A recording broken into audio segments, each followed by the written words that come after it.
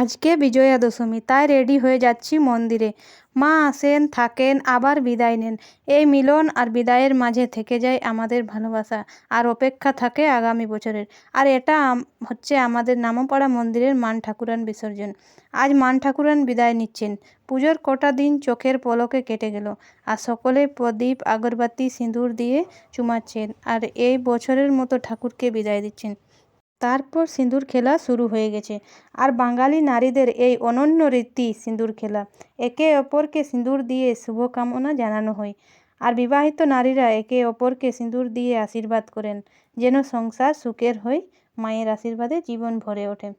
আর দুর্গা পুজোর এই কটা দিন মায়ের গান, ঢাক বাজনা, ঠাকুরের মন্ত্র, নতুন জামা, বেড়াতে যাওয়া, সব কিছু মিলে খুব আনন্দে কেটে যায়।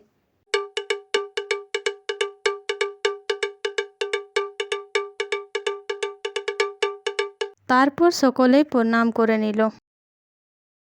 সবার কাঁধে কাঁধ মিলিয়ে মান ঠাকুরান চললেন বিসর্জনের পথে। ঢাকের তালে, চোখের জলে বিদায়ের